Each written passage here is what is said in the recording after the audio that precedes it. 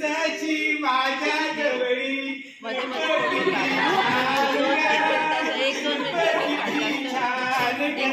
चंदवानी मुखडा तुझा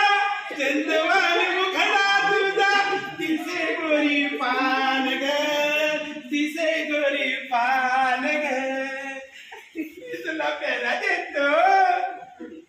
बैसाची माझ्या जवळी रूप किती छान ग